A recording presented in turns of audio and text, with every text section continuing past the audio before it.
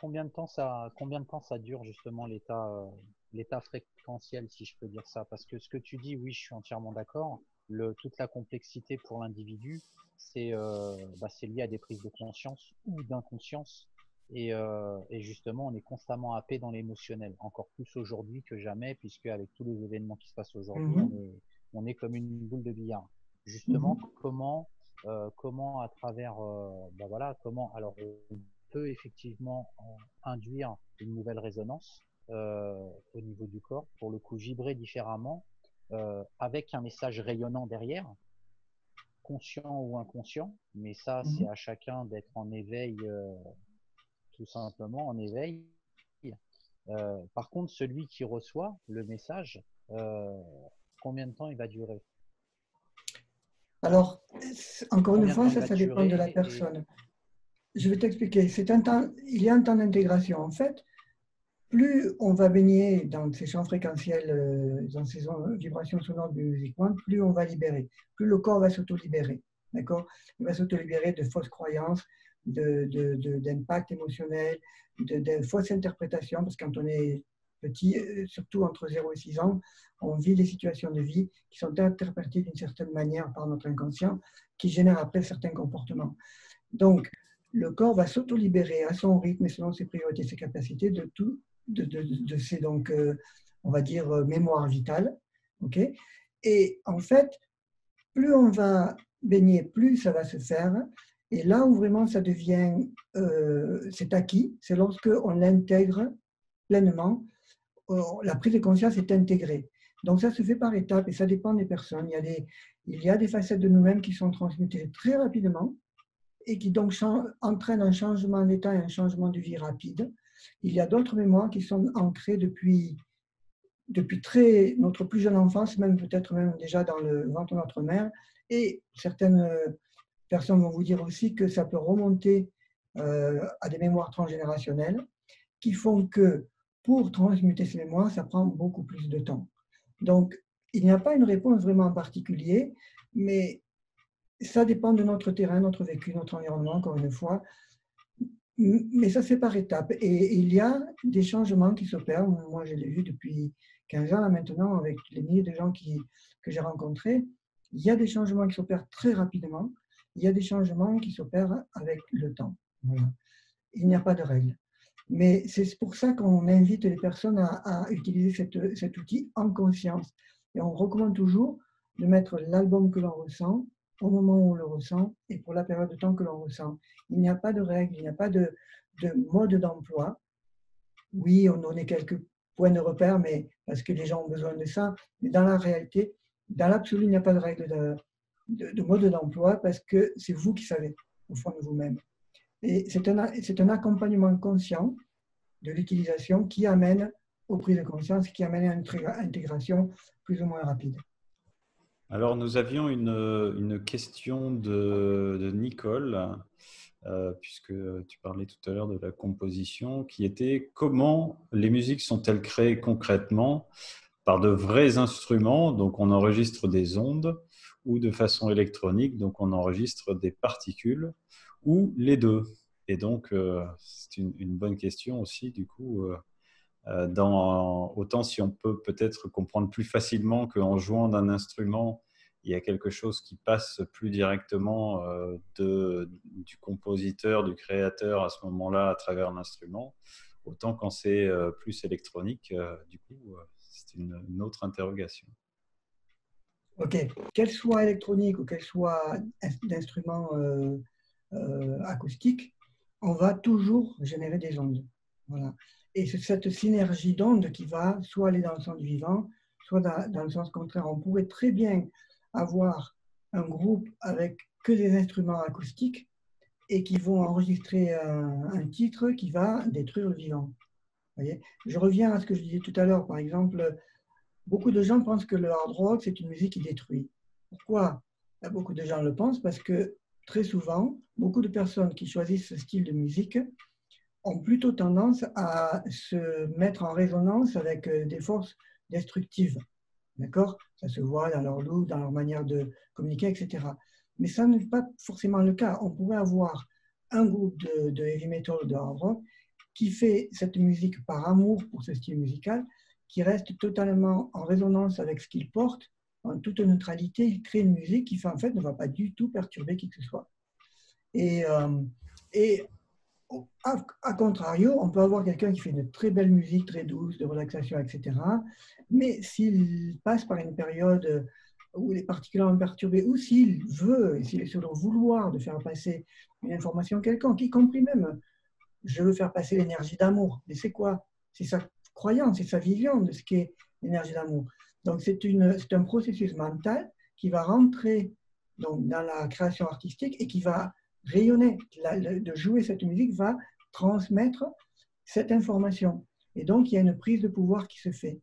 Donc, j'en reviens encore à la même chose. Le plus important, quand je parlais tout à l'heure de la conscience du créateur au moment de sa création, c'est d'être le plus neutre, le plus transparent possible et le plus dans le respect du vivant possible. Et c'est ça qui va permettre à la création artistique de rayonner, d'être en résonance avec les lois de l'univers dans lequel on vit. Voilà, en fait, c'est beaucoup plus complexe, mais c'est pour donner des points de repère. Donc voilà, donc je pense que après c'est une question d'oreille. On apprécie mieux l'acoustique que l'électronique, ça dépend des gens. On apprécie mieux le relaxant que le dansant. Ce sont des choix, tout ça subjectifs, qui font souvent appel à notre mémoire, à nos mémoires vitales et qui créent des réactions émotionnelles ou mentales. Mais dans l'absolu, quelque part, pour nous, en tout cas, ça n'a pas d'importance. Ça n'a pas d'importance dans le résultat final de ce que la musique peut véhiculer comme information. Merci Jean-Louis. Alors, un partage de Thierry qui a dû quitter la salle certainement, mais qui nous remercie pour la qualité de cette conférence et la justesse des sujets. Voilà, donc est-ce que quelqu'un d'autre souhaite partager quelque chose ou poser une question avant que nous terminions cette visioconférence? Richard. Oui, donc j'ai posé une question tout à l'heure, elle a dû passer à travers. En voyant la diapo sur l'activité électrique sur le cerveau, je posais juste une question dans le cas où une personne qui serait dans le coma, est-ce que, en passant une musique, est-ce qu'on pourrait interférer? Voilà, c'est tout. C'était une réflexion que je me suis faite en voyant la diapo. Très bien, bonsoir. Voilà. En fait, je n'ai jamais eu de cas encore par rapport au coma, mais nous avons eu beaucoup d'études faites avec Alzheimer et avec l'autisme.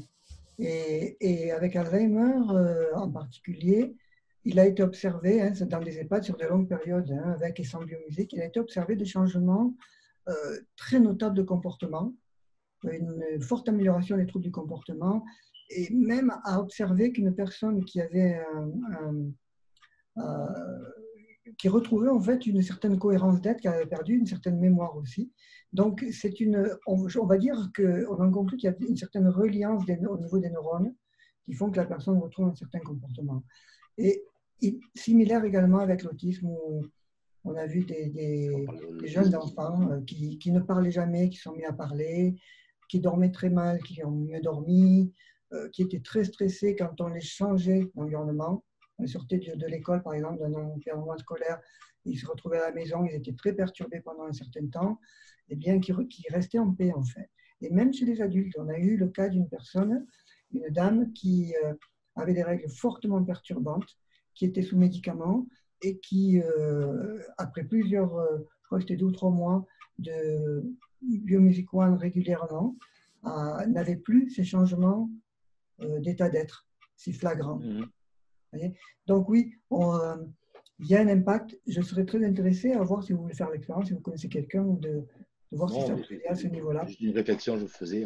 C'est possible. J'ai même eu l'expérience au tout début de Biomusic, on n'avait que le premier album Kinema.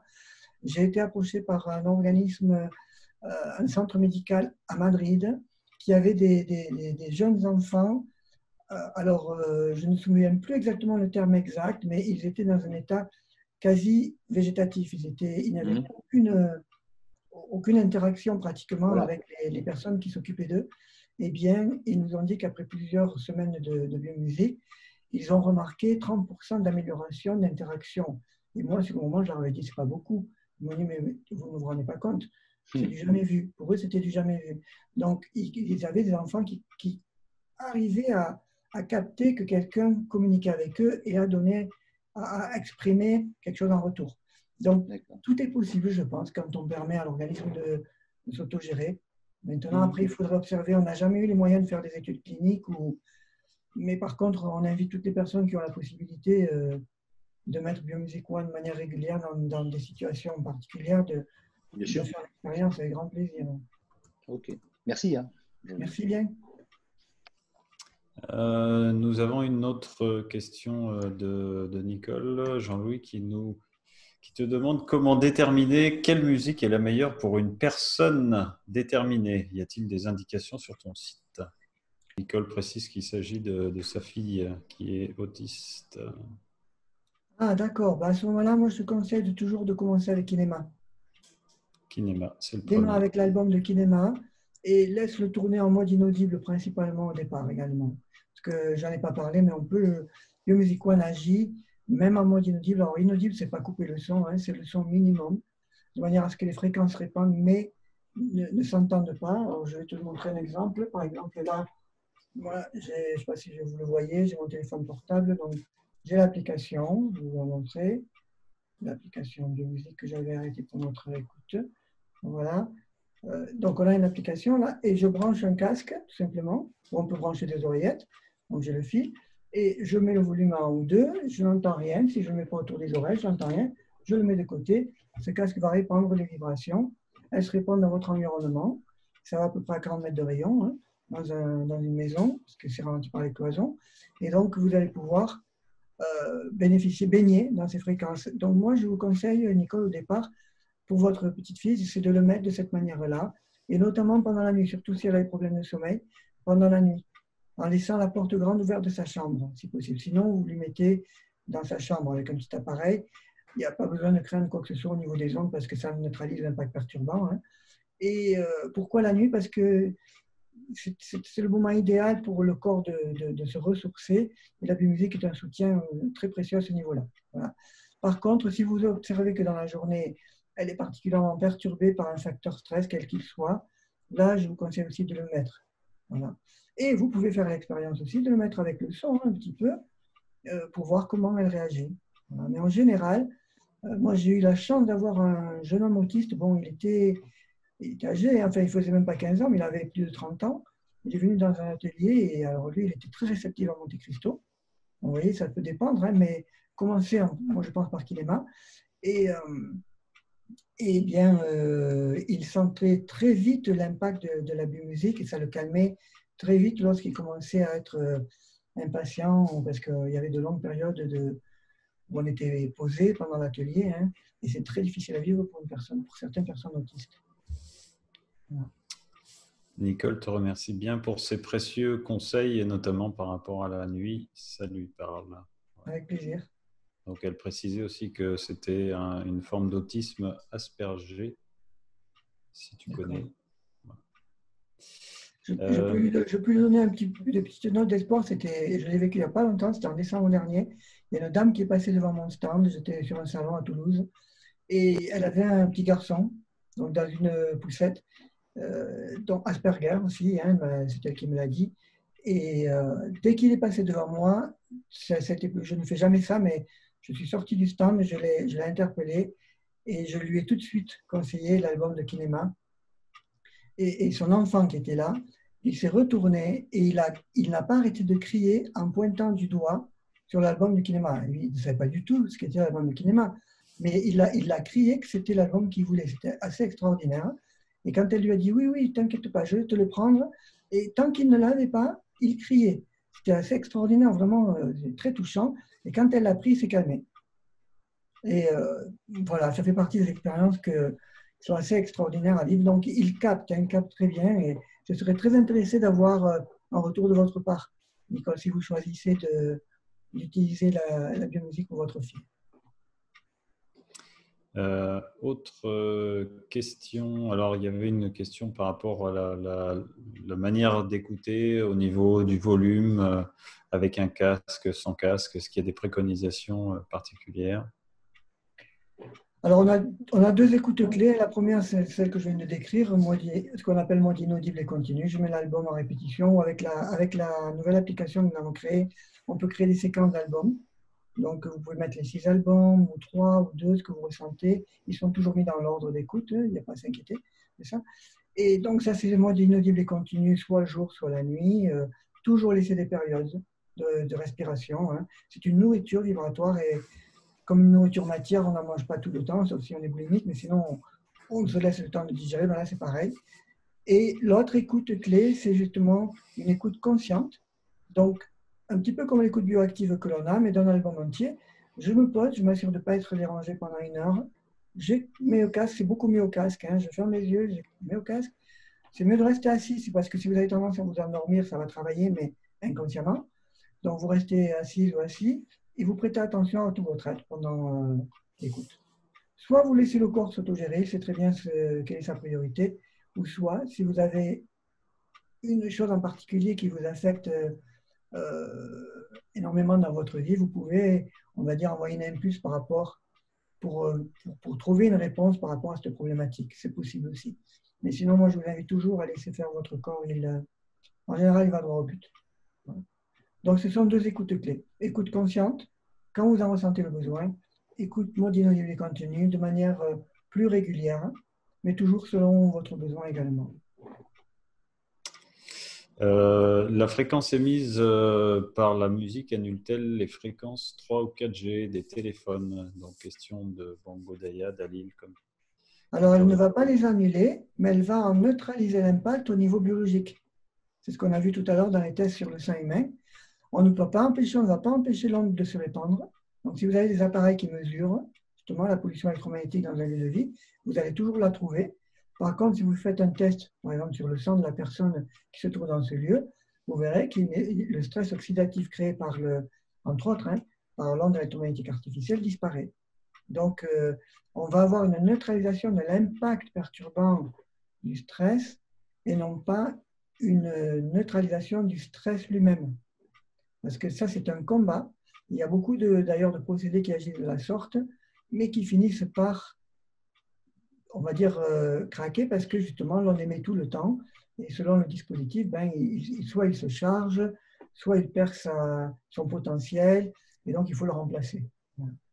Avec Biomusique, alors, ce que je voudrais aussi rajouter comme précision, c'est que plus on s'en sert, plus on se fortifie, plus vous allez fortifier votre système immunitaire, et plus vous allez être capable de mieux gérer cette agression. Et donc, de ce fait, au début, si vous êtes électro-hypersensible, je vous recommande de l'utiliser beaucoup, régulièrement, plusieurs heures, au moins 8 à 10 heures par jour, comme soutien vital. Mais vous verrez que petit à petit, vous allez observer qu'elles vous dérangent de moins en moins, ces ondes. Pourquoi? Parce que vous fortifiez votre système immunitaire. Plus vous rééquilibrez, plus vous fortifiez votre système immunitaire, et moins vous êtes dépendant du soutien de Biomusic One, comme tout autre outil d'ailleurs. Donc, dans l'absolu, quelque part, vous savez que tout le monde, il y a une grande polémique sur, il y a des thèses qui disent que les pollutions électromagnétiques n'ont aucune influence, d'autres qui disent que ça en a une. Mais en fait, ce que l'on pourrait dire, c'est que dans l'absolu, elles n'en auraient pas si nous étions dans la plénitude de nos moyens. L'être humain serait parfaitement capable, il me semble, de la gérer. Seulement, comme nous sommes dans une société où le stress nous affecte énormément, eh bien, nous sommes affaiblis. Nous avons des failles, qu'elles soient mémorielles, personnelles, relationnelles, environnementales, théoriques. Et donc, ce stress constant nous affaiblit et fait que nous devenons beaucoup plus sensibles.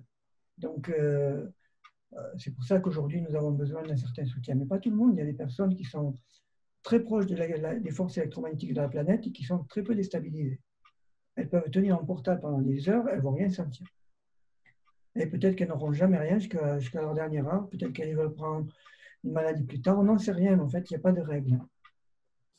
Donc voilà. Mon cher Jean-Louis, nous allons clôturer cette intervention et je vais te poser une dernière question pour finir. Quelle eau est-ce que tu bois, toi, chez toi, du coup? J'ai toujours recherché, moi, un système de purification de l'eau qui soit le plus neutre possible. Et donc, J'étais ravi quand j'ai rencontré ton système. Alors, je ne fais vraiment pas de la pub pour faire plaisir à Loïc, c'est vraiment ce que je pense sincèrement. Beaucoup de systèmes de purification vont quelque part mettre une information qui va faire quelque part une prise de pouvoir parce qu'on a toujours cette information constamment. Et quand on est dans un envoi constant de toujours la même information, on va saturer l'organisme. Donc, c'est tout, il vaut mieux toujours rester neutre et utiliser un procédé de filtration le plus neutre et le plus en résonance possible avec ce dont la nature a besoin. Donc voilà, moi je filtre mon eau et je la revitalise toujours avec biomusique, même si cette eau est filtrée comme la tienne qui a ce processus de restructuration également, je le complète avec biomusique. Pourquoi? Parce que on peut toujours avoir le Wi-Fi ou d'autres interventions, même si je suis très très mal et je prends mon verre d'eau et quelqu'un me pose une question et je réponds, eh bien, il suffit de quelques secondes pour que mon état d'être influence l'eau que je bois. Donc, si j'ai Biomusic One, eh bien, elle va m'aider à neutraliser cela. Donc, c'est pour ça qu'il y a une très belle synergie et que je suis ravi de faire des conférences avec toi, Loïc, parce qu'il y a une très belle synergie entre cette purification de l'eau, cette restructuration et protection de l'eau purifiée et restructurée. Eh bien, merci Jean-Louis pour toutes ces informations autour de l'eau. J'ai remis le lien pour ceux qui souhaiteraient l'enregistrer et retourner occasionnellement faire des écoutes actives de la biomusique et restructurer leur eau intérieure ou l'eau de leur habitation, ou pichet ou bouteille, voilà, en même temps, et ou également se procurer des outils de biomusique, des albums ou autres, puisque c'est possible aussi sur le site. Voilà, ou voir les autres interventions éventuellement de Jean-Louis par ailleurs. Je vous remercie à toutes et à tous de votre présence, de votre écoute, de votre participation. Et donc, sachez que vous pourrez retrouver cette visioconférence enregistrée qui sera accessible bientôt sur YouTube. Demandez-la à la personne qui vous a communiqué les informations de cette visioconférence. Et nous nous retrouverons peut-être, si vous le souhaitez, pour une prochaine intervention, en ce qui me concerne, avec Didier Santiago, DS Studio sur YouTube, le 7 mai à 20h30 pour parler à nouveau de l'eau. Voilà, merci beaucoup à toutes et à tous. Je vous souhaite une belle soirée. Et